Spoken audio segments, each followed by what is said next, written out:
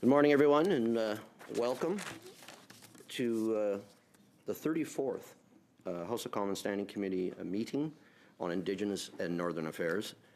We recognize that we meet on the unceded territory on the Algonquin Anishinaabe peoples, and pursuant to the order of the House, the committee is continuing its study of Bill S2, an act to amend the Indian Act, new registration entitlements. Today's meeting is taking place in a hybrid format. Members may be attending in person in the room and remotely using the Zoom application. Before we begin, I would ask all in-person participants to consult the guidelines written on the card on the table. These measures are in place to help prevent audio and feedback incidents and to protect the health and safety of all participants, including our wonderful interpreters. And you also notice a QR code on the card which links to a short awareness video. I would like to make a few comments before the benefit of the witnesses and members. Please wait until I recognize you by name before speaking. For those participating by video conference, click on the microphone to activate your mic, and please mute yourself when you are not speaking. For those on Zoom, at the bottom of your screen, you can select the appropriate channel for interpretation, either floor, English, or French. For those in the room, you can use the earpiece and select the desired channel. I would like to remind witnesses that committee members may ask questions in either French or English. If you need interpretation, please take a moment now to prepare your earpiece and select the listening channel you need in advance in order to take full advantage of time allotted for questions and answers. So if you need interpretation and you're in the room, it's best to leave the earpiece in. If not, though, please place it on the little sticky here so there's no feedback. It's on your desk. A reminder that all comments should be addressed through the chair. And I would now like to welcome our witnesses. The Assembly of Nova Scotia Mi'kmaq Chiefs, welcome. We have Chief Sidney Peters by video conference. Good morning. And here in the room, we have the Mississauga of Scugog Island First Nation, Jeff Forbes, the Deputy Chief. You each will have 5 minutes, and I'll let you know when it was about 30 seconds left, just so you can wrap up and finish your thoughts. But there's going to be a big exchange of questions and comments, amongst the members. Should have plenty of time to say more. So let's start online, please. Chief, go ahead. Welcome. Welcome, Craig, and good morning, everybody, members of the committee, invited guests. My name is Sidney Peters. I am the Chief of Glooscap First Nation, as well as the co-chair of the Assembly of Nova Scotia Mi'kmaq Chiefs. Today, I am appearing on behalf of the Assembly, which is made up of 13 Mi'kmaq Chiefs in Nova Scotia, members of the Mi'kmaq Grand Council, the District Chiefs, and the Assembly of First Nations Regional Chief. Thank you for this opportunity to be here today. Just wanted to say, when the Parliamentary passed the Bill C-31 in 1985, it introduced a cutoff for status registered based on the number of consecutive generations where one parent was a non-status Indian. The resulting loss of status is not only discriminatory, it is deeply rooted in the colonial and racist policy of assimilation. Canadians have a one-parent rule, and yet the citizens of our nations do not. For our communities, the second-generation cutoff is real and is a constant challenge. Across the country, we have community members who are falling in love with and having children with people who are not members of the First Nation community. Many of us have family members who fall into the second-generation cutoff. We are the parents, the aunts, the uncles, and grandparents, and so forth of these children who are treated as less than or not Indian enough. There are not nameless faces or just people listed on federal documents. They are our relatives, or blood relatives. When discussing the merits of Bill S2, one of the chiefs in Nova Scotia spoke about his niece, who is classified by Canadian rule as 6'2" Indian. She has grown up in the community, She knows no other culture than her own Mi'kmaq culture. But because of the 6-2 status, her children will grow up without the help and support of others receive. No medical support, no educational support. Deemed as a burden to our system because Canada has limited on who we can take care of. This is not our way. The Mi'kmaq take care of our own. Our process allows us to give recognition to individuals who are culturally connected to our nation, but are not band members or status Indians because of arbitrary rules put in place by the federal government. But this act of the self-government does not provide us with the opportunity to providing housing, programs, and services to these individuals. That is because of the government has ensured that these basic rights and services are limited to whoever they legally recognize as Indian. That is what status is. Before 1985, non-Indigenous spouses of Indigenous men were given status, and so were their children. Yet Indigenous women who married out lost their Indian status, and so did their children. Because of this, descendants of the First Nations women are disproportionately impacted by the second generation cutoff. Bill S2 is the opportunity to rectify that. We understand that the federal government is worried about the dollars and cents. We are too. Some communities are worried about how Canada will support us in welcoming back individuals to our community. They want to know if Canada will meet the fiduciary responsibilities for the influx of status individuals. Despite these concerns, we know that this is about supporting our children in our future generation. This is about real reconciliation, and this is why we are calling for the passage of S2 as amended by the Senate. Walalio. Thank you. Merci. Thank you, Chief Peters. And now we will go to Deputy Chief Forbes for 5 minutes, please. Anin Bajol, Jeff Nadijnakas, Makwando, Dam, Skugog, Manising, Nadanjaba. Good morning, Chair and members of the committee. My name is Jeff Forbes, and I'm Deputy Chief of the Mississaugas of Skugog Island First Nation. I speak today on behalf of our Chief and Council to express our strong support for the removal of the second generation cutoff. Since 1985, the second generation cutoff in the Indian Act has imposed an artificial and externally defined limit on the ability of First Nations peoples to pass on our identity and legal recognition to our children. This provision has resulted in a gradual legislative elimination of many of our citizens and contributed to the erosion of our communities, families, and cultures. This is not an administrative issue. It's about identity, continuity, and the survival of our nations. It's important to recognize that First Nations are not treated the same as other groups in Canada when it comes to citizenship and identity. Recent changes to the Citizen Act have removed generational limits for many Canadians, allowing them to pass on citizenship to their children born outside the country. In contrast, First Nations people remain subject to the Indian Act that continues to control our citizenship and restrict the transmission of identity across generations. This unequal treatment goes against the principles and fairness of reconciliation. Removing the second generation cutoff is an important and necessary step towards addressing long-standing discriminations of the Indian Act. It will help restore recognition to thousands of people who have been excluded through policies are not compatible with our own system's kinship, belonging, and nationhood. We urge the Government of Canada to move forward with amendments that eliminate the second generation cutoff. I also want to speak to you not only as the Deputy Chief of my nation, but also a parent. I have 3 young children, Millie 8, Stanley 6, and Bowen 5. I've been with my wife for 17 years. My children have been denied status due to the second generation cutoff. I asked ISK staff, what could I do? I was told to put my children up to adoption to a family member or apply for Métis status. We are Anishinaabe. We are not Métis. That moment stays with you because it tells you very clearly how much power the system still has over our identities and our families. My father was part of the 60 scoop.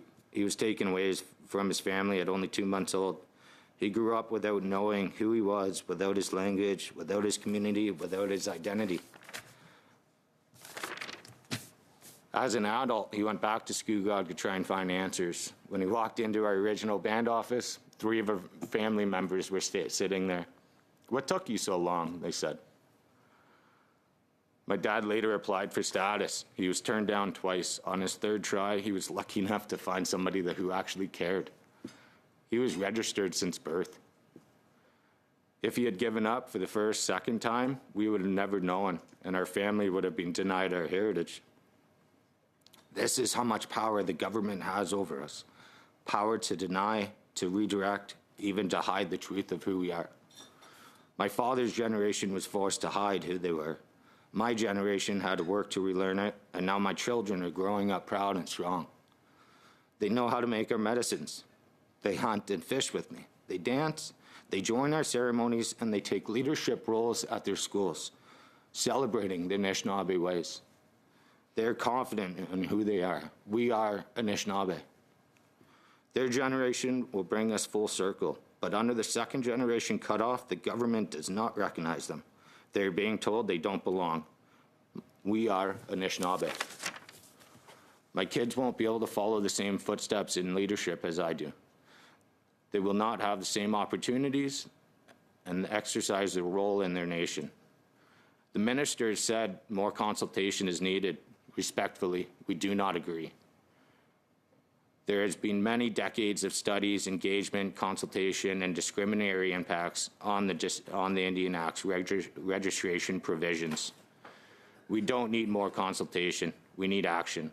Delaying further means more families will be cut off, more children like my children will be denied recognition, more damage will be done that cannot be undone. We stand with the Anishinaabe Nation and others calling for this reform.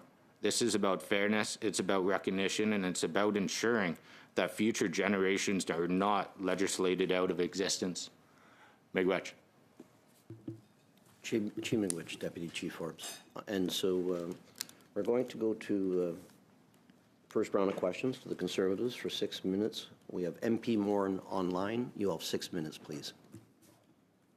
Thank you, Chair, and good morning to our guests today. I want to go to Chief Peters online for my first question. Just a clarification question, Chief. Did you mention that your nation has a self-government agreement?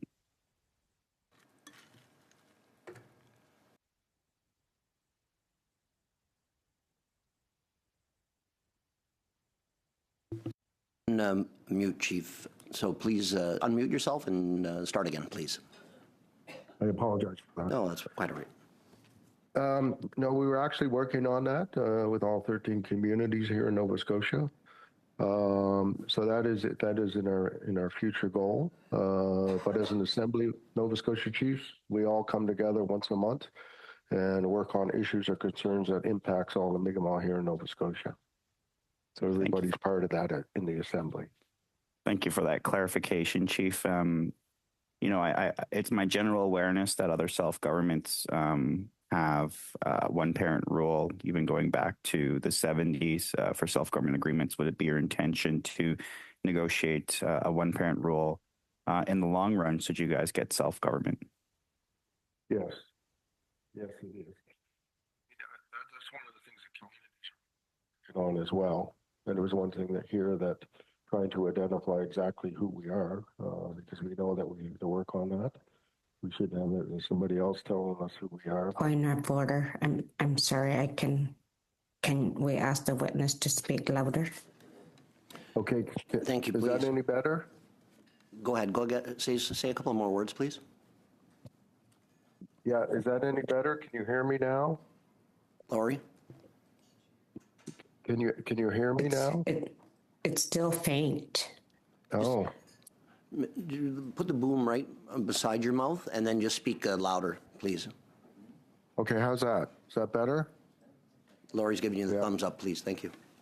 Okay. I was always told that someone says, Sid, you got to speak up a bit louder. So I apologize for that. Yeah, no, I mean, each community here in Nova Scotia is, working on that as well, having their own identification on who they are and who they're going to identify as far as their communities. But as an assembly here, we are working on that under citizenship thing in which we've been working on. So it's just a matter of getting everybody, in the room to agree on this, because as we know, is we should be the ones that identifying who we are.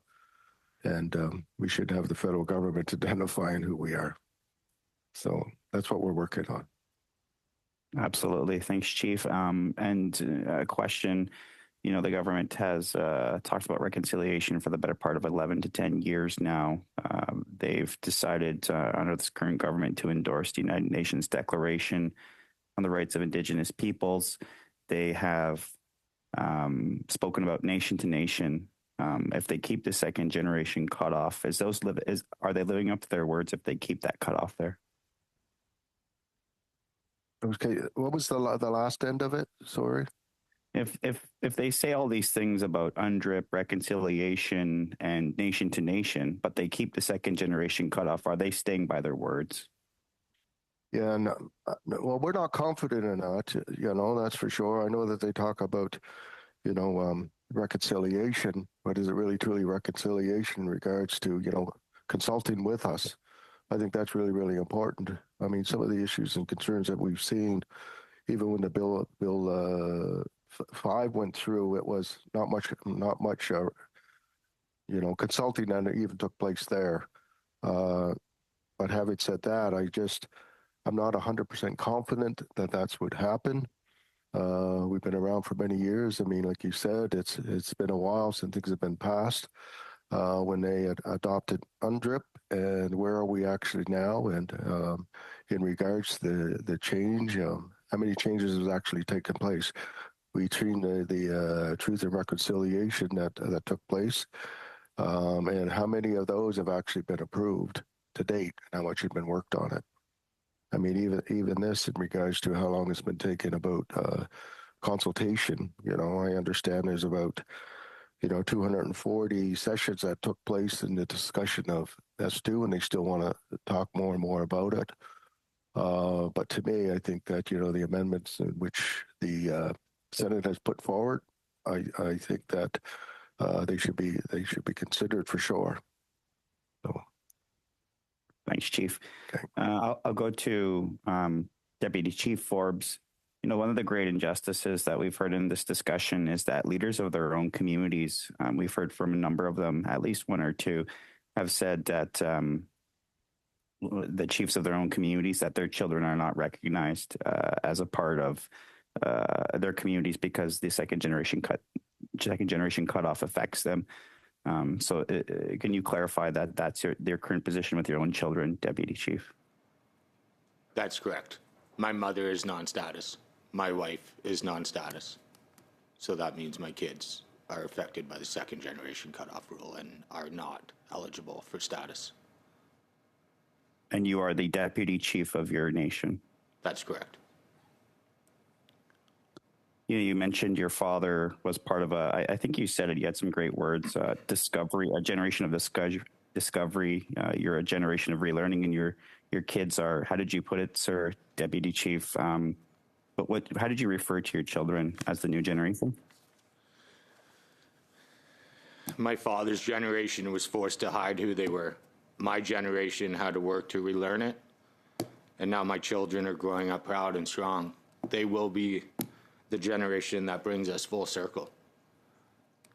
Ones that can be proud, ones that can openly hold ceremony, openly and actively use their traditional areas. Miigwech. I can hear the pride when you say that in your voice, Chief. But still, this second generation cutoff for your children would still cast some shadow of a doubt on, fully implementing. Is that fair to say? Their rights as a part of the community. That's correct. They're not recognized by the federal government to be Anishinaabe, to be members of Mississaugas of Scugog Island First Nation. Thank you very much. That's time. Thank you very much, MP Morin. And next we go to Jaime, please. You have 6 minutes. Thank you, Mr. Chair. And my first question I'll direct to Chief Sidney Peters. Gwe, Boog, it's really good to see you, Chief Peters, even virtually this morning. Thank you for joining us at INAN. Chief, you said something important there, and I want to pick up on it a bit, but a little bit of a, you said that it should be us who chooses who are and who aren't members of our community in your answer there. And I'm wondering, as you know, the Mi'kmaq for more than 10 years have been looking at trying to figure out who beneficiaries of our rights should be. You know that I was your Mi'kmaq citizenship coordinator for more than 4 years, going to communities, talking about what it is to be Mi'kmaq, what it is to belong, what it is around the identity. And a lot of the conversation that I heard wasn't just about ancestry. It was about belonging to a community. It was about connection to a community. It was about knowing whose people's family are. In the Mi'kmaq language, we call that Danwedebeksin, which means what are your roots? And so an elder would sometimes ask you, if you're coming to their community, Danwedebeksin, and they're asking you not just where you're from, which community you raised, but who your family is, and all of these things. And so when we look at this whole idea of the second generation cutoff, and I fully agree as a life of work that this is overly restrictive and that it should be the communities that decide. But I'm wondering two things. First, is being Mi'kmaq and belonging to a community to have status should we only be looking at ancestry when we have these conversations? And the second question is, where have we gotten to in terms of what it means to be a beneficiary of the Mi'kmaq Nation that we've been working on for more than 10 years? I know that I submitted a draft document. I know that your niece, Sabrina Whitman, also worked on this with great enthusiasm. And so I'm just wondering if you could tell us where the Mi'kmaq have landed in terms of what are some of the important things that we look at when we're talking about who we are. Thank you very much, Jaime, for the questions. Your first question, I just kind of broken up on your last comment there. Should ancestry and parentage be the only factor that determines Indigenous identity, or should there be other factors as well? And even in a broader context, should it not be up to the communities themselves to decide instead of Ottawa who are the members of their communities? Okay, thank you very much, Jaime. Yeah, I think that's really important, is identifying who your identity is. And I'll be honestly, growing up or whatever, I mean, my father was chief, my sister's been chief, my grandfather was chief of communities. Even though they were the chief of the communities, it's all about recognition who your family is and who your kids are and who was who and where you come from. And you're correct in saying that wherever you go, they always ask who your family is, where you come from, right? And that's really important. You know, the names are so important, you know, but that's why they asked traditionally who you are and that. But more importantly, it is about the culture and stuff. And I must say, you know, when a lot of times some of us had lost their status, so of course they weren't getting involved with community things or even participation in Indigenous things, because not everybody really included everybody. I remember growing up, I lived off reserve, but having said that, you know, I'd go to communities and said, well, you must be, you know, an apple, maybe white on the outside, red on the inside, thinking that, you know, you're not Native enough. Honestly, that's what used to happen to us. But why? I don't understand, you know. But having said that, because they had to move off reserve in some cases because they had to find work, whatever it was, or there was no work, there was no employment within the communities.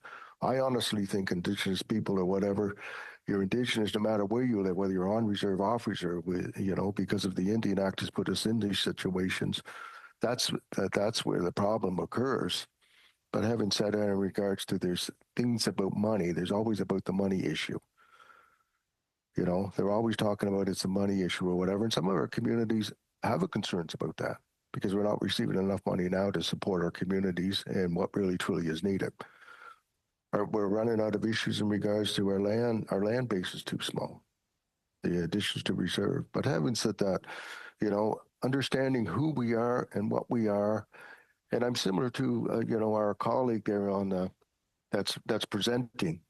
You know, my children, of course, is not going to be able to pass on their status. You know, I married my wife 40 years ago. On my anniversary is this year for 40 some years. But having said that, my kids won't be able to pass it on. You know, like I said, as far as leadership, my dad was a chief, my sister was chief, my grandfather was chief, I was chief.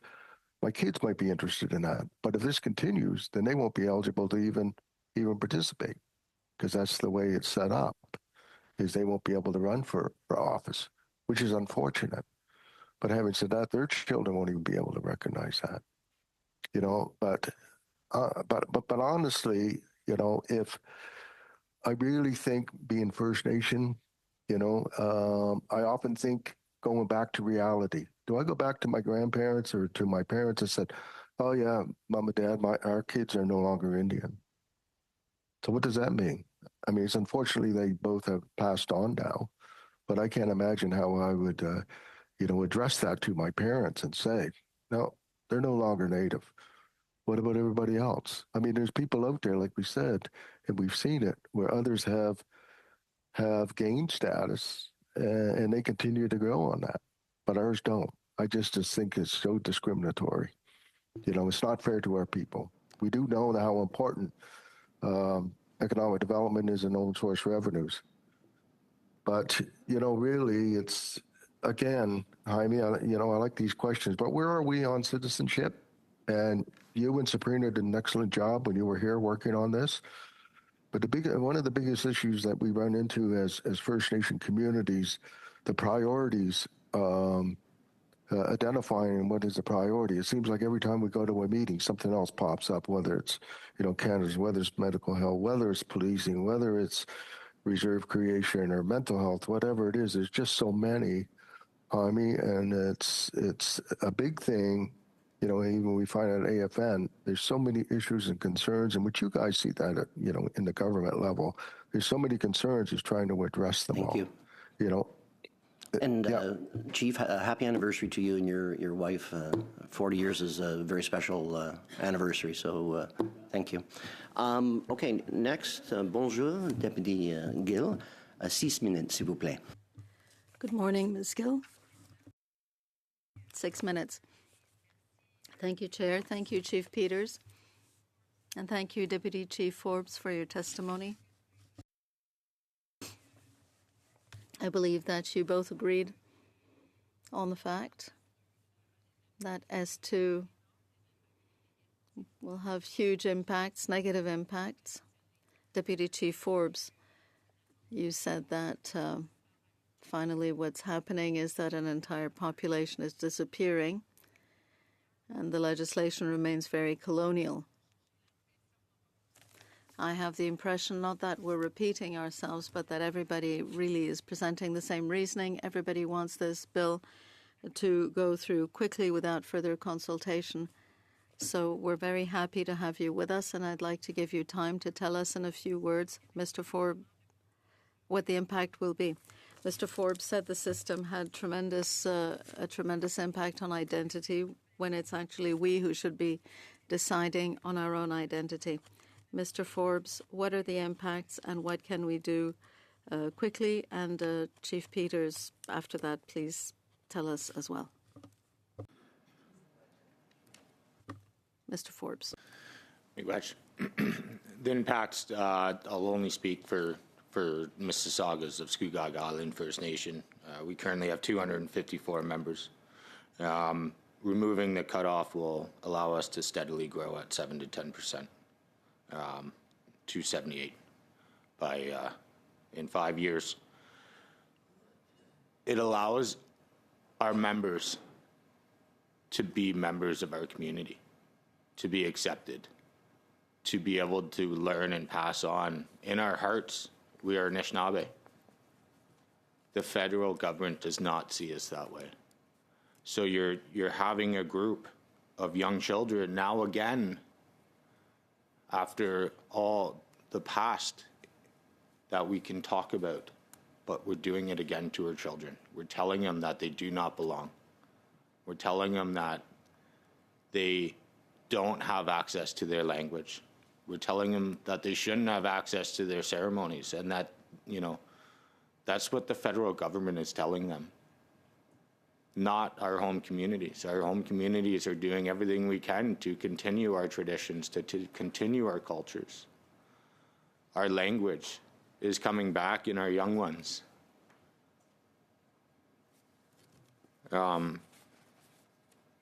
Chef, si je peux vice-chef, je m'excuse. If I may, Deputy Chief. What about the contrary? What would be the impact if the bill did not go through? What would be the effect on your community? If the bill does not pass, we will lose drastically our membership. We are going through studies now. We're on our third study on when the actual extinction of Scugog members would be, and it's within this century. The Nishpek Nation data shows that anywhere from 40 to 50% of the entire Nishpek Nation are affected by the second generation cutoff. Many of those who are still eligible to pass on their status are past the ages of childbearing ages. So not only are we getting older, we can't have any more young ones. Once that happens, it's permanent. There's no mechanism currently to restore their recognition under the current framework. So we need to pass this now. Consultation has been going on since 1985 on this. There is a 12-month consideration if you pass this to defer it to allow us to get our ducks in a row. There's time to do this, and the time is now. Don't let another generation of children go unanswered, unwanted, knowing if they're not, as Chief's Apple scenario is, we're all Anishinaabe in here, and because of colonialism and the way that the system is set up, the Indian Act is set up, it doesn't allow everyone to get that out, right? We're not allowed to live on our First Nations because of, capacity issues. I personally cannot build a house. Well, I can build a house on my First Nation, but I can't pass it down to anyone. So it'll go back. My kids are not allowed to have a house at our First Nation. Miigwech. Miigwech, chef adjoint Forbes, et bien sûr, Miigwech, Deputy Chief Forbes. Chief Peters, I have a few seconds left to come back to the fact that a nation is deciding for another. And a nation is basically committing genocide by causing nations to disappear. Thank you. We'll be back. And next, for 5 minutes, MP Schmale, please. Thank you, Chair, and thank you again to our witnesses for this very important discussion. Deputy Chief Forbes, somewhat geographical neighbors. Nice to see you. Just over in Kawartha Lakes here, doing a great job over there on Scugog Island. You had said just a few moments ago that this has been something that's been talked about for many decades now and consulted upon. Seems like there's no end to this.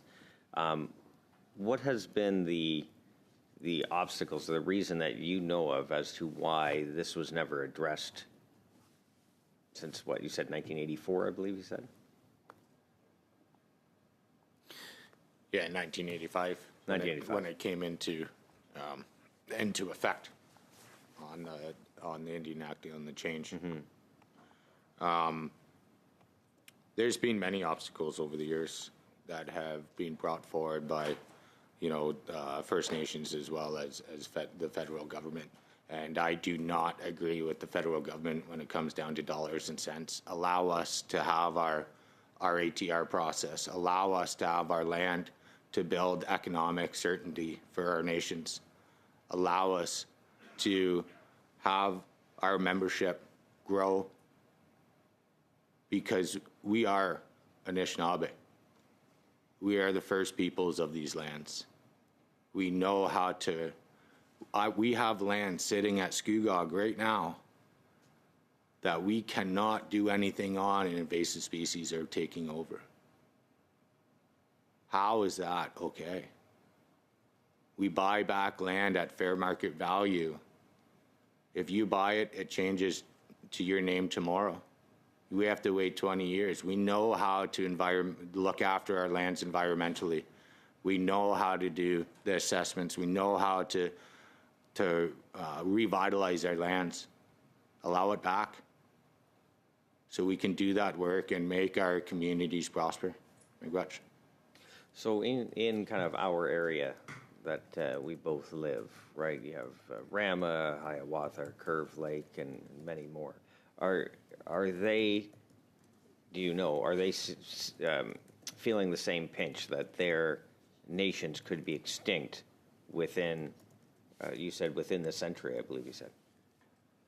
I'm not going to speak for our sister nations on that. We are unique as we are a little smaller. Ironically, we have to go off Scugog. We're pretty much tied. We're all family out there. So, ask. That's why I asked. I didn't know if you had you've been talking to them about this as well. What I'm trying to say is this is something that needs to be fixed that hasn't been fixed for decades. Right? Time is long past to take action. We've done the consultation. I think we've talked about this as long as possible. We have direction. We have a piece of legislation in front of us that we need to get done, get supported, get through, and enacted into law to fix some of these errors. So that's what I was kind of building at to see, to my knowledge, there has not been a nation, a group, whatever, that has been against this piece of legislation. Yeah, and the Nishbek Nation has submitted their letters sharing who and what nations have signed on and approved and supported to end the second generation cutoff rule. So I strongly advise we look at those and consider what if all of the 39 nations have signed on with the Nishbek Nation, which would include all those sister nations in which you just spoke to. Miigwech. Now, if this were to be enacted, you said there you kind of ramp up. There's a bit of growth there, so you have that piece that gives more power back to the community, which is a good thing. It allows you to, I guess, reinvigorate your culture. Gives you that ability to pass that on, and I'm just still taken by the fact that you're the deputy chief of your nation, but yet your children can't experience that same upbringing as you. So I guess I would say, what if you had anything to say, if you were up in question period right now, and you had the opportunity to ask any question to the government you wanted, what would you ask? Unfortunately, that's all the time we have, and perhaps that was a good question. Perhaps that was a good. Yeah, that's right. Perhaps the next questioner will allow that to continue. Good page. All right. I'm going to take notes. I'm up this afternoon. Yeah, so he wants to ask. He wants to borrow a question, but perhaps it'll come out later. Okay, so that was good. MP Hanley, you have 5 minutes, please. Well, we sure left that one hanging. Great setup. But I'd be happy to provide you some questions, Mr. Smell, if you'd like. Yeah, so I would like to go back. I think, where did he go? Chief Peters. Chief Peters, there you are. Okay. I too am struck by by what you said during your testimony, Chief Peters. We should be the ones who define who we are. And at the same time, you also, in your last back and forth with Mr. Batiste, you talked about, so many issues and concerns. It's so hard to address them all. And surely in the context of being the ones who define who we are, that should be the pathway to being better able to have that capacity to address the many concerns that are hitting you all at once. In this study, clearly the option before us being presented is the one that has come through the Senate amendments, and that is a universal single parent rule, but still administered through the Indian Act. And I guess I'm somewhat troubled by the process, even though I think we all share the same goal, and I know the minister as well shares the same goal, and in her, I think she gave pretty powerful testimony at Senate committee. She said, I understand the unfairness of the second generation. In my own family, I have members who face this. I want you to know this is very personal to me. This is very important to me. So I know that we have, as a first Indigenous minister of Indigenous Services, we have a minister who is committed to seeing us through this and getting this done and getting to a more just place. So I feel pretty confident about that. But I think what I'm more concerned is how we get there and how we get there in the right way. And to me, the gold standard is co-developed legislation. And that's how I think we should be developing legislation, such as we have with the C10 Modern Treaty Commissioner, and also the previous Clean Water Act in the last Parliament that we didn't get carried through, and I hope that we will be able to reintroduce as soon as co-developed legislation. So that's sort of the context of where maybe I'd like you to reflect, Chief Peters, on the fact that that you reflect on this importance of being the ones who define who we are, which could apply both to citizenship and status. So could there be another solution that could transfer control over citizenship and status out of the Indian Act and into the jurisdiction of Mi'kmaq or other First Nations around the country? Just like you to maybe reflect on that.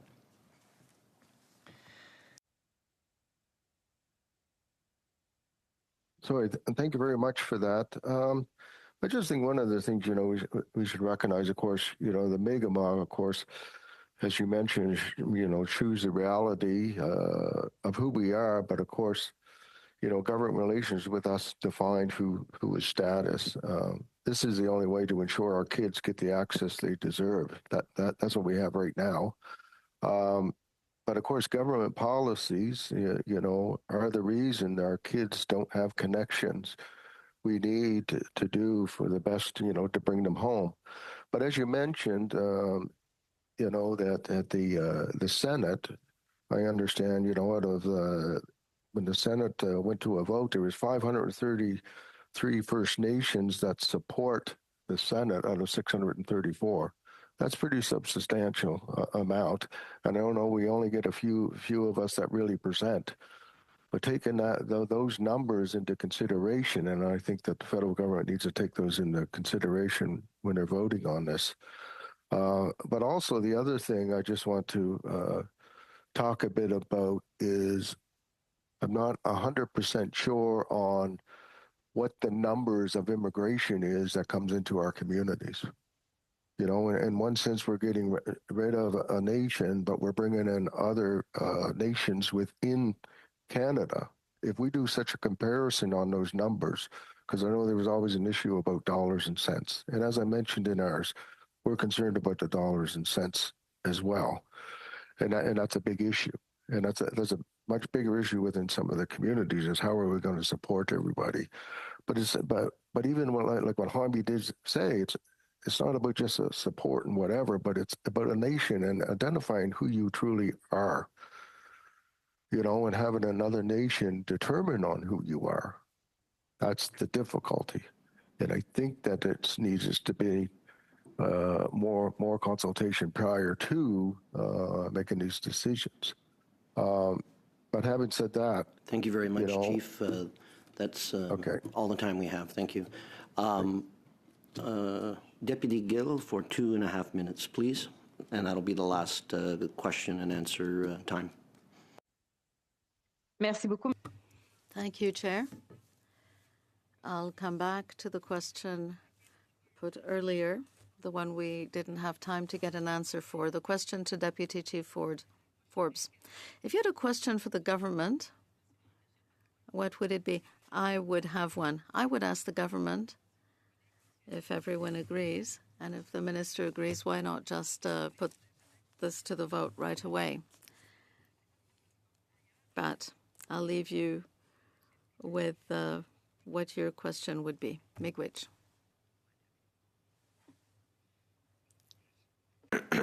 How long do I have to answer this?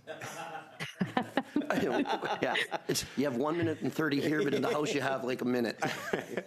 Sinon, 2 minutes, vous pouvez nous envoyer les réponses par écrit.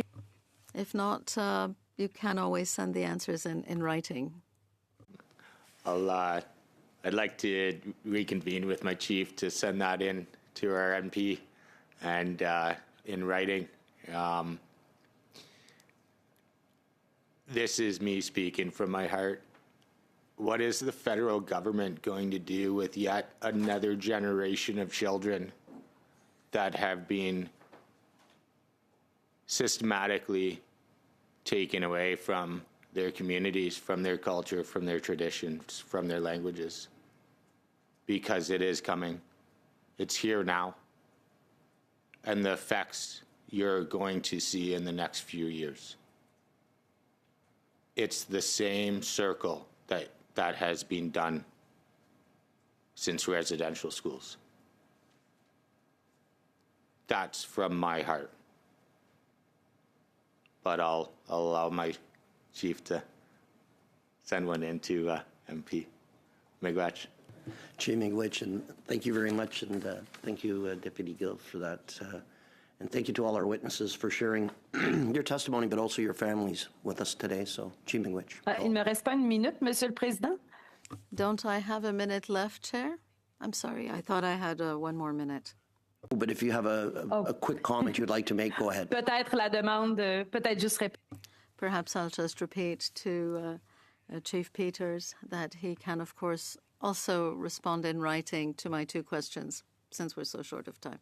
Thank you, Chair. Thank you very much, everyone. And again, thank you for joining us today. And we're going to suspend so we can get our next panel ready for this important discussion.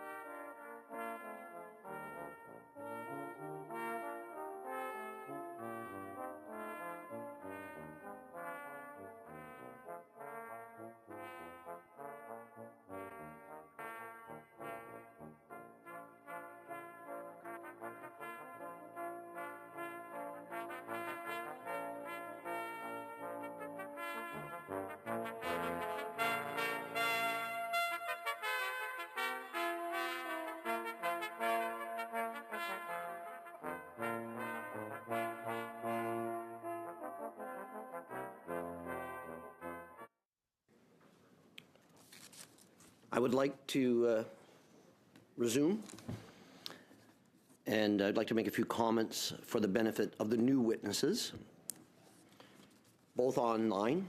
And so I would like to just note that I'll recognize you by your name before you speak, and make sure when you want to speak, you click the microphone on, and when you're done speaking, click her off.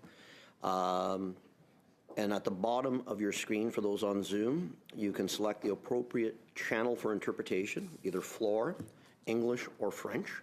For those in the room, of course, you can use the earpiece and select the desired channel. I'd like to remind witnesses that committee members may ask questions in either French or English. If you need interpretation, please take a moment now to prepare your earpiece and select the listening channel you need in advance in order to take full advantage of the time allotted for questions.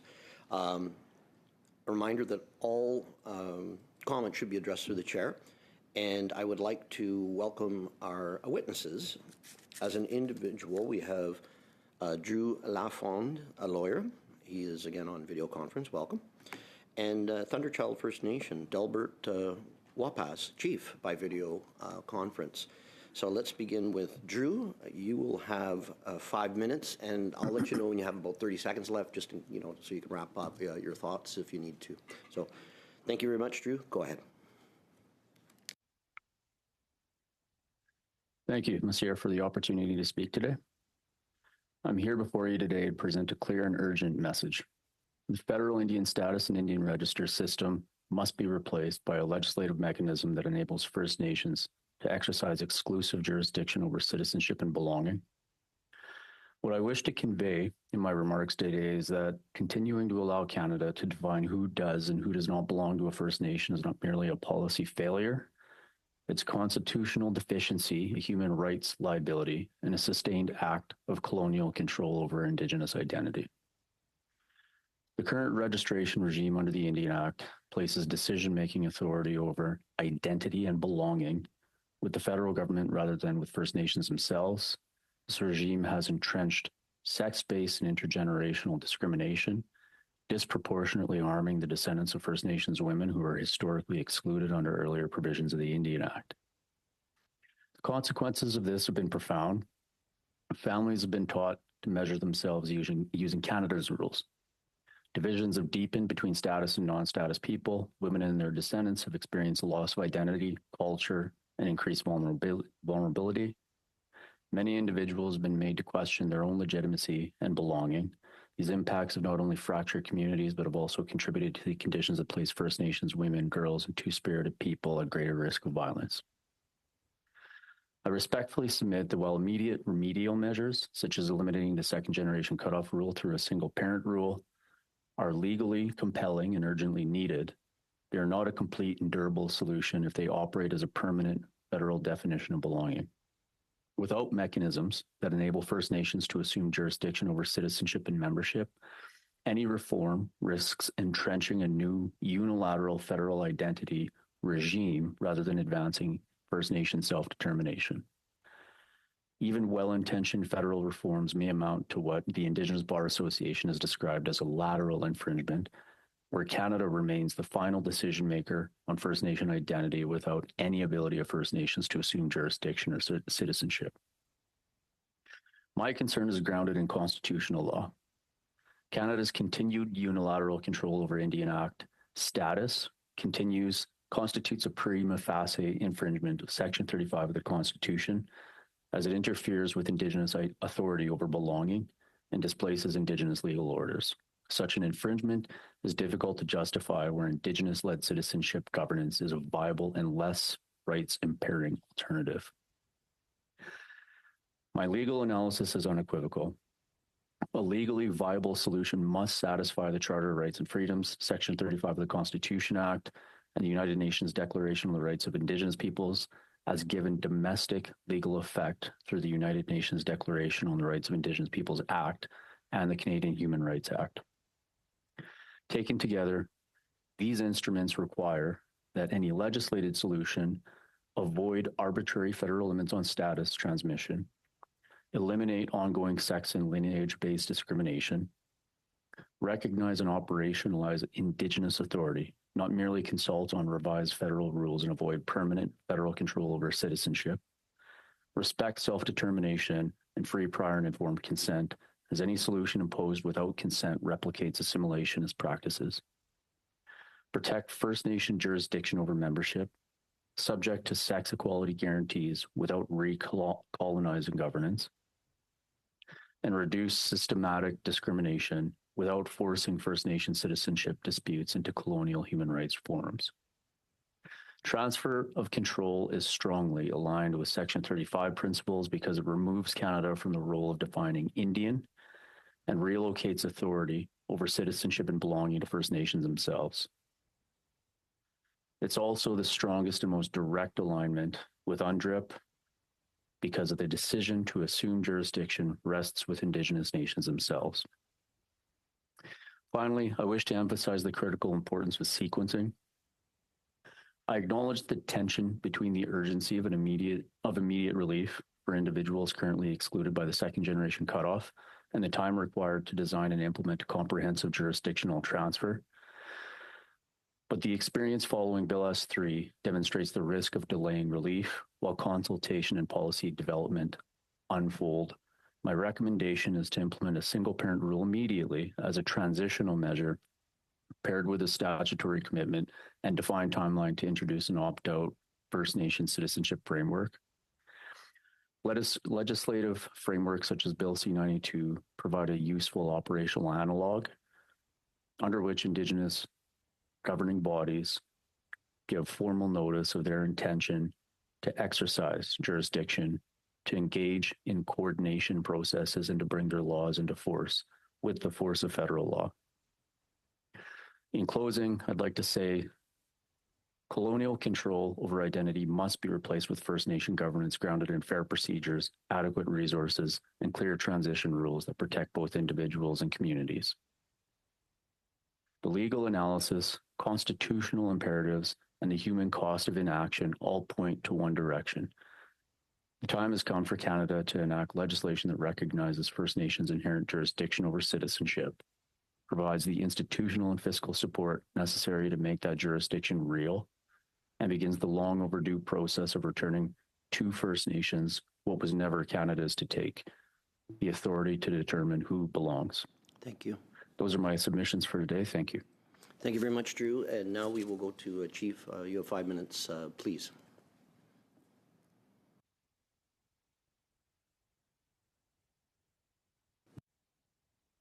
Mute. Duncan, good morning, honorable members. My name is Delbert Wapas, and I am the elected chief of Thundersall First Nation, which means I have the responsibility to speak on behalf of my nation on issues affecting us. Bill S2 is one of those issues that will impact my people, my nation, and future generations to come. The Cree peoples have lived in our territory since time immemorial. As a sovereign peoples, we have the jurisdiction, authority, and responsibility to govern our lands, our peoples, according to our own laws and traditions. Thundersall First Nation entered into treaty in 1879 at Sounding Lake, Alberta, in what is called Alberta. In what is now the very act of negotiating a treaty was a recognition by the Crown of our status as a sovereign nation. We have never surrendered that sovereignty or our right to govern. Our nation today has more than 3,100 registered members, and like many treaty nations, we continue to live with the devastating impacts of colonial laws, policies designed to get rid of the Indian problem, the Indian Act, through its disappearing Indian formula, was and is Canada's primary tool. It is obvious through federal statements in the past that legislating us out of extinction is your way of trying to get out of your treaty, fiduciary, constitutional obligations to First Nations. We will not allow that to happen. Our families and nations have been divided by historic and ongoing Indian Act rules that determine who is an Indian, that discriminates on the basis of sex, race, ethnic origin, family status, marital status, and various intersectional combinations of these prohibited grounds. The Indian Act was created by Canada, not by First Nations, and it was done in violation of our right to be self-determining and as a subversive way to undermine the treaties. However, the federal government no longer has any excuses for this discrimination, and its own Constitution, Charter of Rights, Human Rights, and Supreme Court of Canada cases have said that the discrimination must end. The second generation cutoff and the complex registration categories under Section 6.1 and 6.2 are products of federal legislation designed to control and ultimately reduce the number of First Nations people recognized by the Crown. Some have called this legislation extinction or genocide. Section Bill S2, as originally introduced, would not have addressed the ongoing exclusion of our women, children, and grandchildren. The Senate heard the voices of First Nations and amended the Act to end the second generation cutoff and ensure that there is no longer an extinction date for First Nation.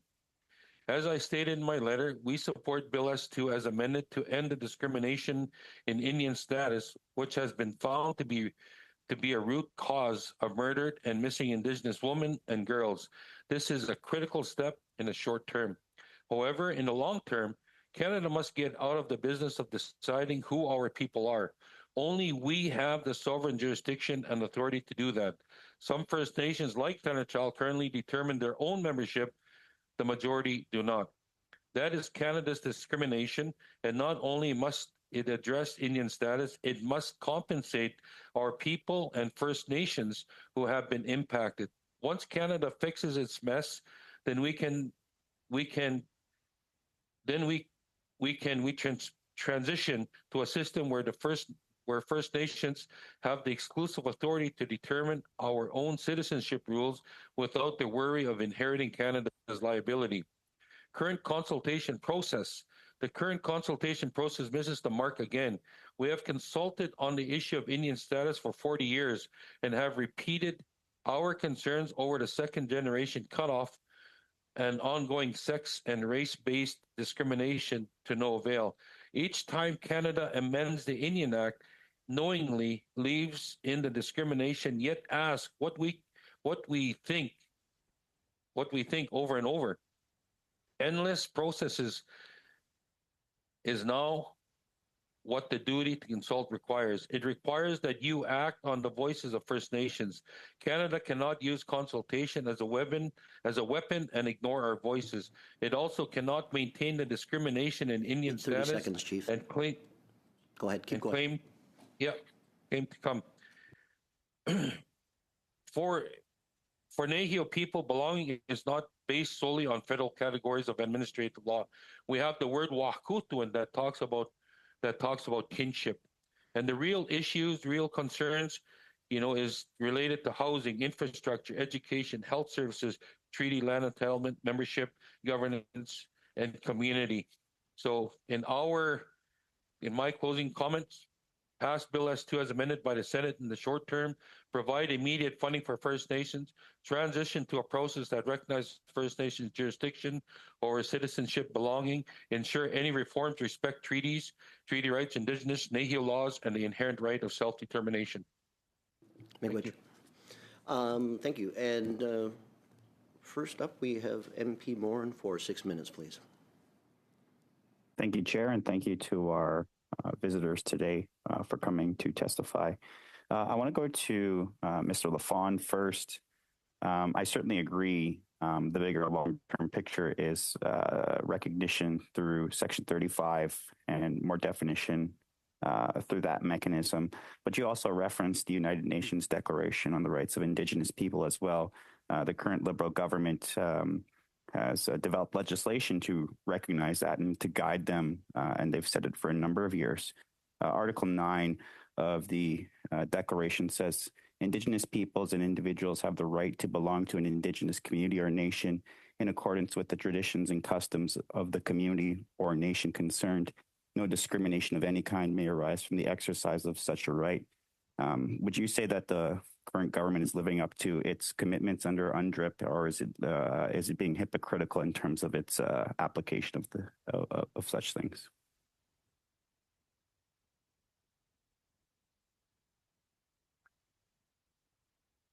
I'll take it a step back without labeling one government or one party as being hypocritical over another. Canada has clear obligations under the United Nations Declaration on the Rights of Indigenous Peoples.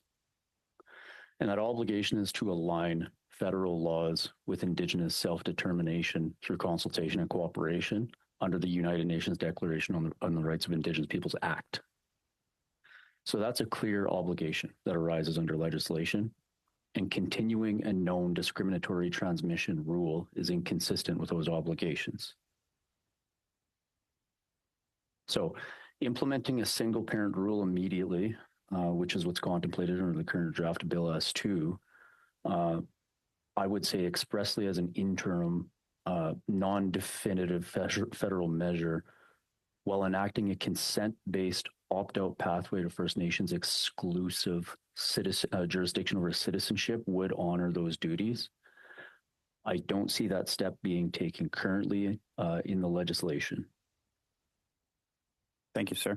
I'm going to go to Chief Wapas next. Chief, are you aware that just a number of weeks ago or a short time ago, the federal government lost its bids for a court extension in the Nichols ruling, which is a part of Bill S2?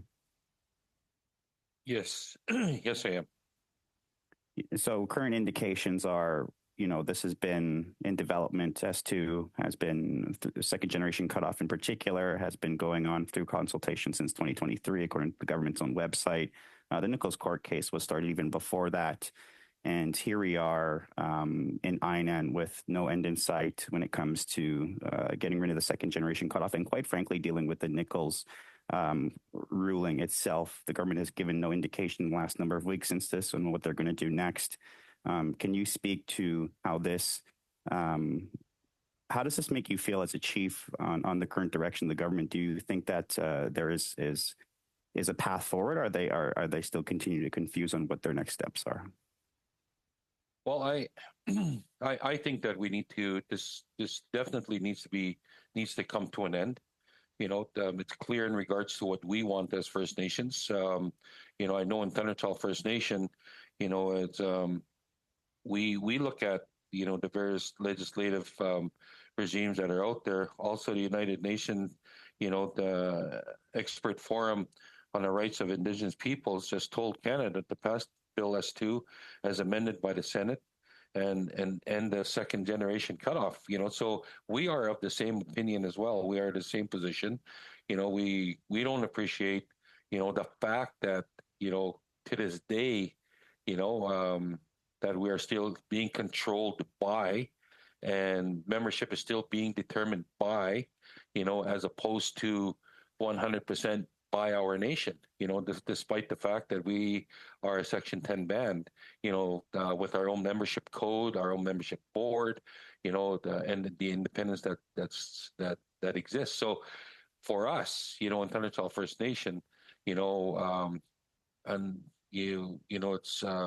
there's no doubt in our mind, that we need to move to the next step, which is, ending the discrimination. Thank you very much. And next we will go to MP Levac for 6 minutes, please. Merci, Monsieur le Président. Merci beaucoup. Thank you, Chair, and many thanks to our two witnesses today for your important testimony. Clearly, this bill is urgent. It will have a great deal of impact on everyone, and we need to carefully look at all its advantages and disadvantages. My first question is for Chief Wapas. Throughout the engagement process that had been undertaken, we heard that for some people, as put forward by the Senate, does not go far enough. And that there isn't enough jurisdiction over status members. Do you think it should go further so that there should be a strong bill that gives the First Nations the kind of self-determination they need? Don't you think this would be more advantageous? It would be more advantageous to go further than with this basically stopgap measures there is at the moment. Well, first and foremost, we do have self-determination. We are sovereign. So it's not a matter of government, government giving us something that we already have. Secondly, is that, we need to go as far as we need to get or go, so for government to recognize and get out of that space and acknowledging and respecting, the sovereignty and the self-governance of our nations. Especially in any legislation that is discriminatory to our people, that holds us back, and where people are deciding for us, needs to be eliminated. So I would go as far as I had to eliminate discrimination in any legislation and any act as it affects our people. So. In future years, I think that yes, we need to work towards that, because we need to ensure, that we're treated, with the respect and, with the principles of treaty. But court, says, and end discrimination now, right? So. If everybody's saying that, why are we not doing it? Vous avez juridiction sur vos... You have jurisdiction over choosing who your members are, but not over statute as recognized in the Indian Act. So if a new statute dealing with the second-gen cutoff went further and gave the First Nations power to decide on the status of members, that would make the bill stronger, wouldn't it? Yeah, I think that definitely has merit. Right now, we think that we have that jurisdiction. Find out that we don't because membership, go ahead and apply to ISC, and then come back to us, and then we have to, figure out. We never know what the exact number of our membership is, because we have the Thunderchild process, right, and then we have the ISC process, and at some point it has to be reconciled, again with lack of resources, lack of support, and lack of coordination, So it's, it makes it extremely challenging, and I don't think Canada would appreciate, if the U.S. was determining, Canadian citizenship on behalf of Canada, right?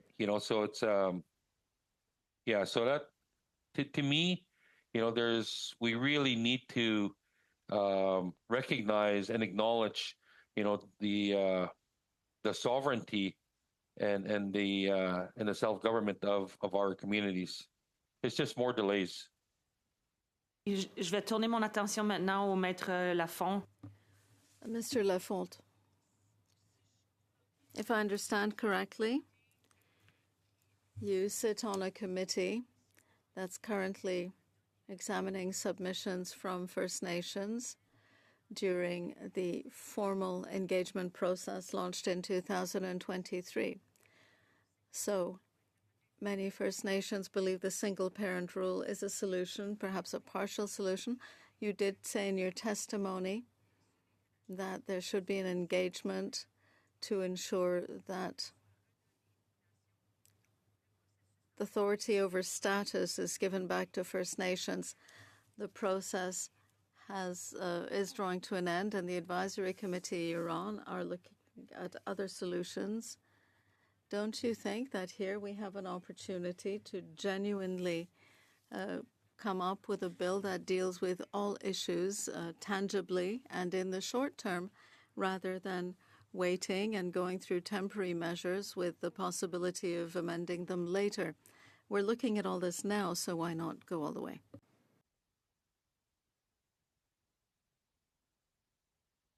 Thank you for the question. I agree with your analysis. To be clear, I serve as a volunteer member of the Registration Reform and Legal Solutions Committee. I believe the title is Legal Policy and Implementation Analysis of the Second Generation Cutoff Rule and Section 10 Voting Thresholds. Now, I'm being mindful of the timeline that Parliament is faced with right now in coming up with a legislated solution to the problems that were introduced in RV Nicholas. I know there's a time crunch, and balancing the time crunch, the urgency, with the need for genuine engagement with First Nations is going to, it's certainly an obstacle in this case, which parliamentarians have to be mindful of. There's a need for consultation. However, this isn't the first time that Parliament has been faced with the need to come up with an urgent solution to a problem impacting First Nations across Canada. And I think this is something where we can take guidance from previous examples, perhaps on Bill S3, where there were interim solutions that needed to be introduced immediately in that circumstance. And I believe status was opened up, and the status rules were relaxed for individuals who were born prior to 1985, while there was a parallel process introduced under under S3, which allowed for and directed the minister to engage with First Nations. Thank you very much. To come up with a legislated solution. And I think something of that nature would be useful in this instance as well. Merci. Deputy Gill, 6 minutes, s'il vous plaît. Ms. Gill, 6 minutes. Thank you, Chair. And thank you, Chief Wapas and Mr. Lafont, for your testimony. clearly. We're hearing a lot of things in one committee after another, from one witness after another, on identity, on genocide. You drew a very interesting analogy, Chief Wapas, stating that nobody would want one nation to have authority to decide over the identity of another, and this affects language, culture, and territory. Members have been saying from the beginning that we are in favor, well, the Bloc Québécois is in favor of the bill. Liberals are saying it has to be passed quickly. I believe my Conservative colleagues agree that S2 needs to pass. So in your view, why is it taking so long? Maître Lafont talked about the Supreme Court requirement. So why is it taking so long to get the bill through? As others have said, Maître Lafont, if there are other obstacles, what are they? Obstacles that we would have to surmount so that we could go further with the bill, because it's been decades that we've been trying to push back genocide right. This is in big quotation marks, but why is it that S2 isn't just going through so that measures can be put in place? I'd ask Chief Wapas to begin. I know, Chief Wapas, you didn't have a chance to conclude your opening statement, so if you'd like to continue. And then, of course, Maître Lafont, 2 minutes each, please. Yeah, thank you very much for your question. You know, I think it's important that, you know, we can't withhold justice now when we could address larger issues in the future. You know, it seems that, you know, the feds want to delay justice for future legislation. They can end discrimination now and also do proper legislation on First Nations jurisdiction later. You know, no First Nation wants our people to suffer while we negotiate future changes. You know, so it's important, you know, that we acknowledge and we see what's in front of us and deal with that. And I think that nobody can deny the fact that there's legislation that exists that discriminates. And the fact that it discriminates is something that, you know, has been dealt with, has been consulted on, has been talked about, and so on and so forth.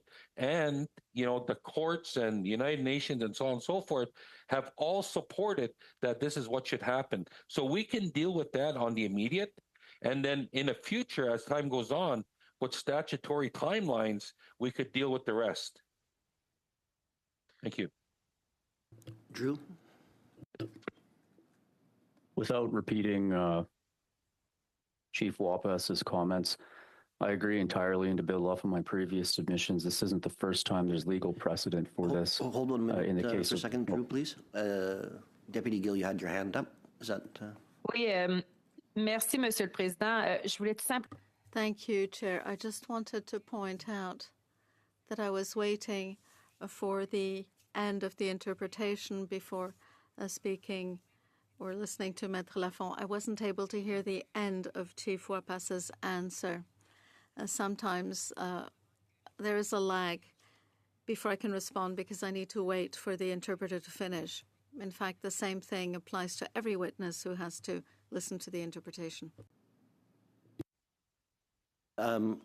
Chief, could you just finish just the very, very end of what you were saying? About probably 10, 20 seconds, I think, probably. Yeah. What I said was that all the courts and the United Nations Declaration and all the consultation and everybody that has weighed in to the subject have all come to the conclusion that there's discrimination and that Bill S2 needs to pass immediately. And if we all know and everything supports that, why are we waiting, right? The rest can be negotiated through a statutory timeline in regards to the other discriminatory, you know, items that exist that affect our people. Thank you. And Deputy Gill, you got that there. Okay, good. Merci. Now next we'll go back to Drew. You can start from the top, please. Thanks. And I just want to draw the committee's attention to two existing instruments. The first is Bill S3 back in 2017. There was an instrument that was used in that case to allow for immediate legislative amendments to respond to the discrimination that was faced or outlined in that circumstance. But there was also a parallel mechanism introduced under the bill, which contemplated and directed the minister to engage in direct engagement with First Nations across Canada to discuss issues regarding, back then it was status, band membership, complications with the registry. I think in these circumstances, parliamentarians would benefit from that example and potentially utilize it and apply in these circumstances. The second is, I think Bill C-92 serves as a helpful framework for the use or for the implementation of First Nation citizenship. Specifically, I think the recognition of an off-ramp and an opt-in system for First Nations to avail themselves of if they decide they're ready to take on exclusive jurisdiction over citizenship is extraordinarily helpful in these cases. And I think implementing national minimum standards, ones that mandate compliance with the Charter, compliance with human rights legislation, and compliance with the United Nations on the Declaration on the Rights of Indigenous Peoples, would be immensely helpful in these circumstances. And I think that is an option for the committee members to consider going forward. I acknowledge the complications in these circumstances, but encourage all of those here to legislate responsibly, and that includes a mechanism for engaging with First Nations. Thank you. Merci beaucoup. Next, we have MP Schmel.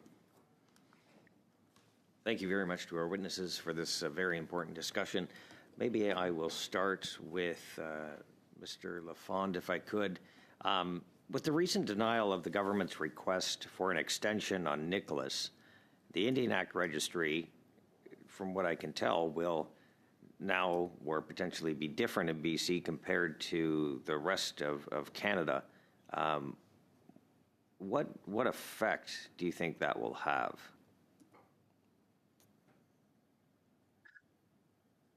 It'll be extraordinarily administratively complicated to have status Indians in BC recognized or reinstated in that jurisdiction, but not anywhere else in the country. So again, I'd have to applaud the efforts of the Senate in getting the bill as far as they did. We have to remember where Bill S2 started. And I think the work of the senators was quite courageous in pushing the envelope forward and getting the second generation cutoff rule on the table.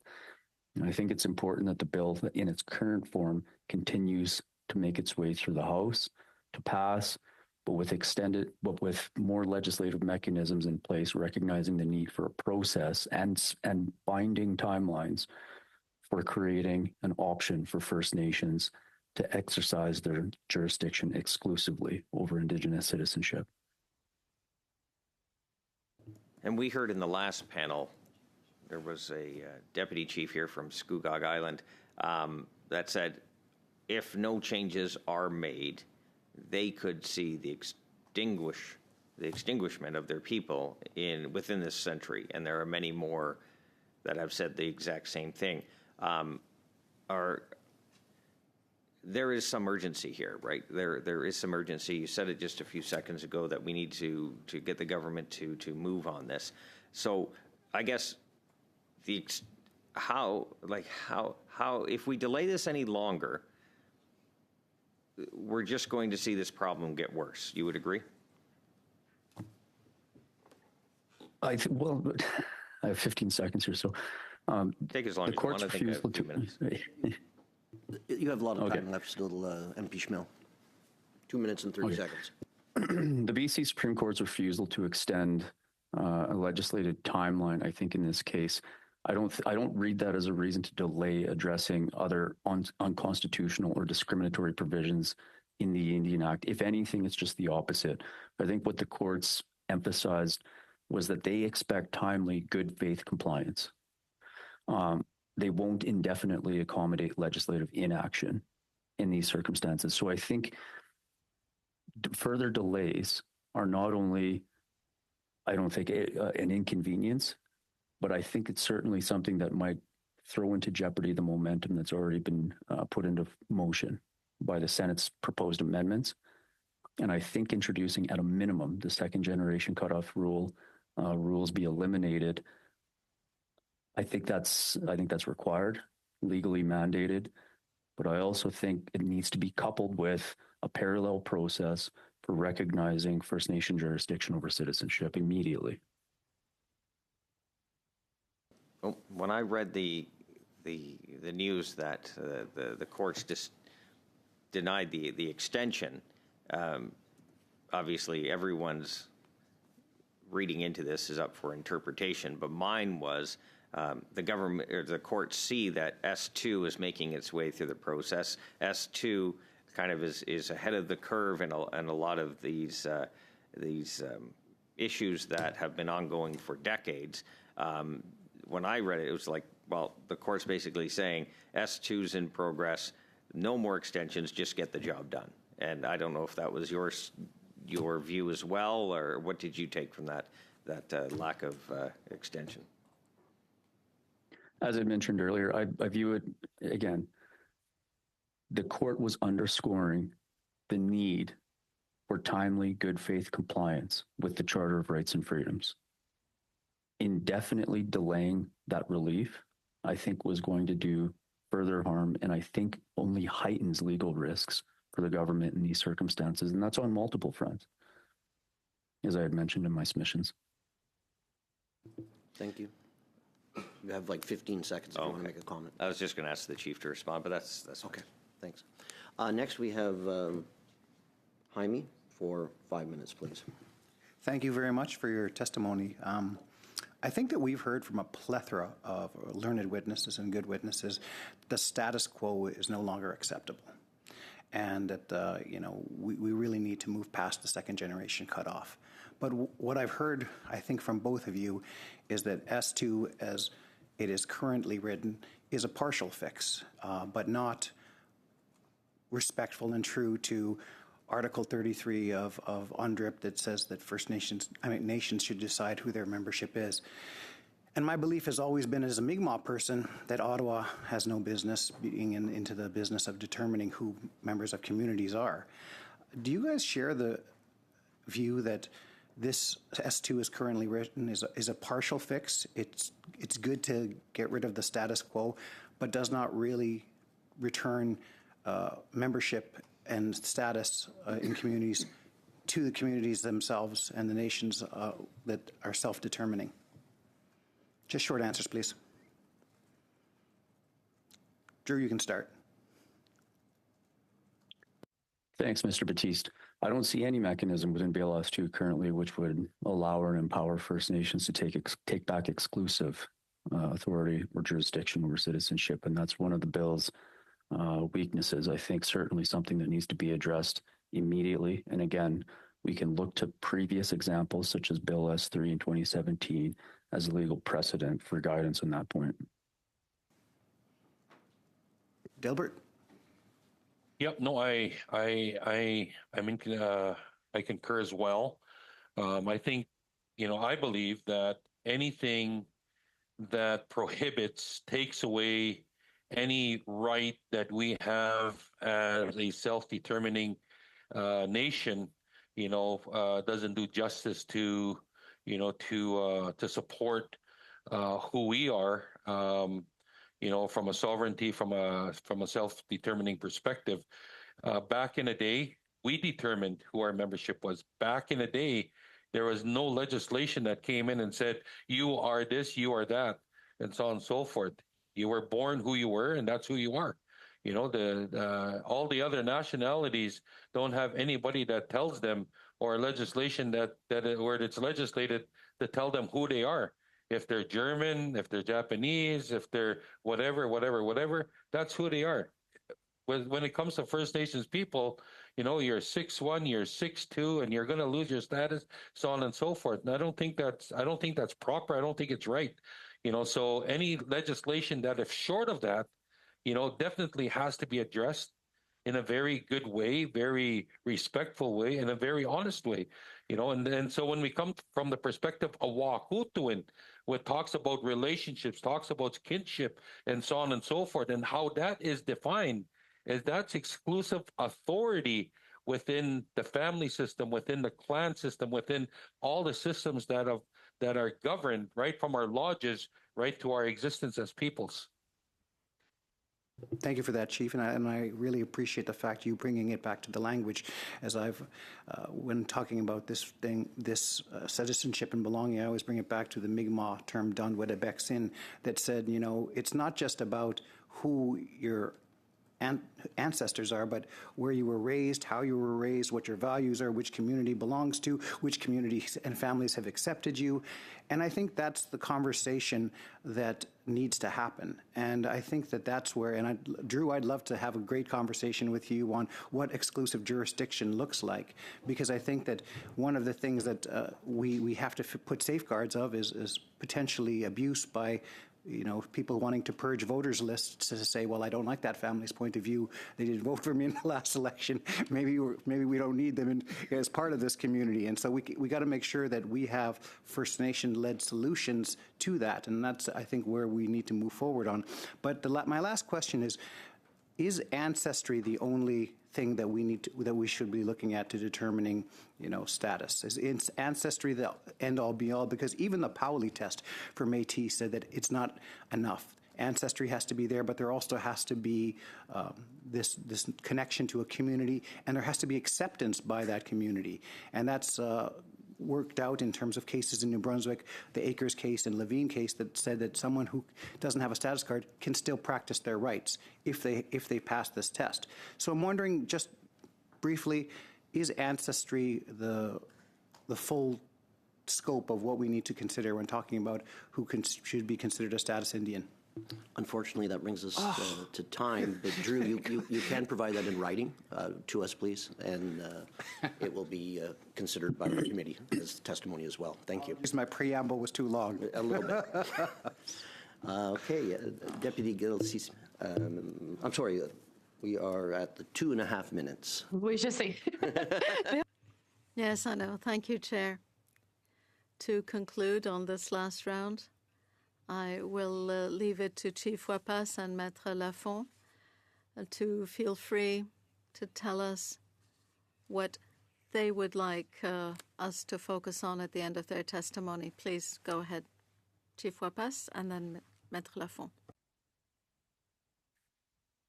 Again, you know, my intent behind my presentation here, you know, is the fact that we have all the legislation, all the, you know, the courts, this is what they're saying. United Nations, here's what they're saying. Witnesses are saying this, and so on and so forth. And, you know, it makes sense, you know, the fact that, you know, we need to pass, you know, this legislation. We need to go forward.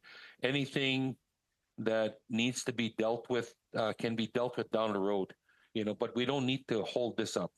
And I think that I believe, you know, that it's important, you know, to recognize and to go back to who we are as a Nehio Cree, you know, from Thunderchild Cree Nation, you know, to respect our authority that comes from there.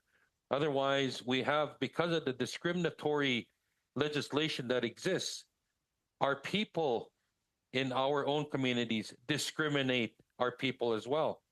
For example, oh, that's a Bill C-31 house, right? And people go, oh, that's a Bill C-31 house, right? And so everybody discriminates against that family because the legislation talks about Bill C-31, and then we start tearing each other up. That's what this current legislation does. And every time there's an introduction of new legislation that discriminates, it further affects, you know, the communal system and the governance within our community. Thank you. Miigwech. Maître Lafont.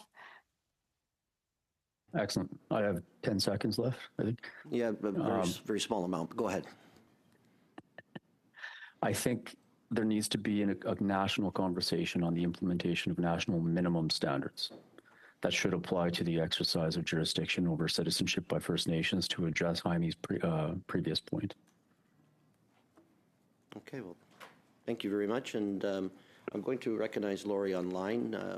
You have a few minutes before we wrap. Thank you, Chair. And question to Drew Lafond. It's good to see you.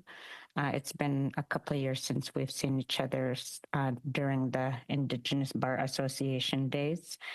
I'm just wondering, because we know that Canada has a legal obligation called the duty to consult, and with the Senate amendments, with the amendments, I think that it is important to consult with First Nations who will be impacted. And I'm wondering if there would be a risk of lowering the standard in the duty to consult if the Senate amendments were allowed to proceed without the government having consulted on them. If you could respond, please. Thank you for the question.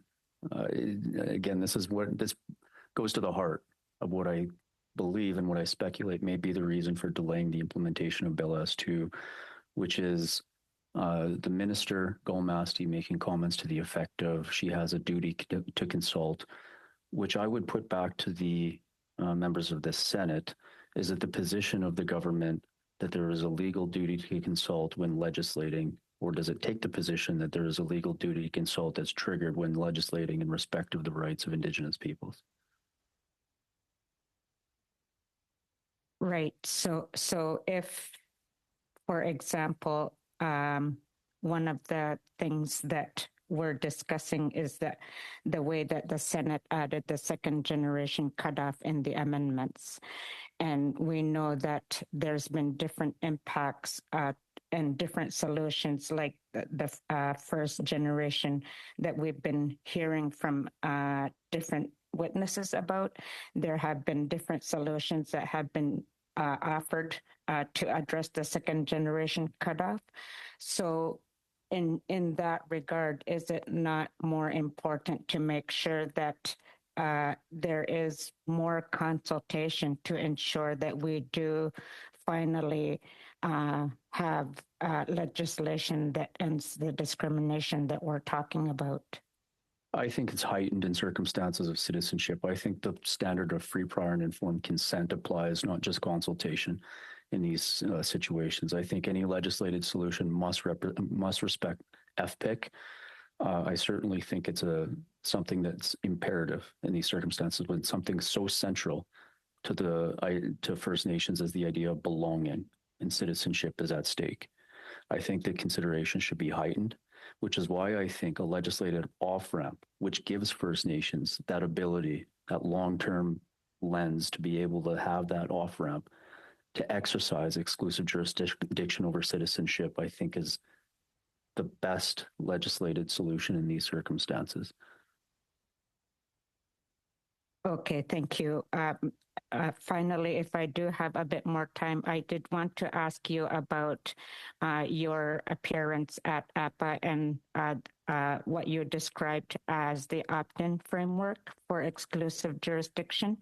I wonder if you could elaborate just a bit more on the benefits of such a system. I think it creates a framework for Canada and First Nations to confront, I think, the inevitable issue, the clash that we are going to run into, which everybody sees on the horizon, but nobody seems to be talking about. There will come a time where the list of status Indians and the list of citizens recognized by First Nations are going to be different lists. There will be incongruity between the two lists. And the important question is, how are we going to respect the human rights of the people who are not recognized as First Nation citizens, or conversely, who are not recognized as federal status?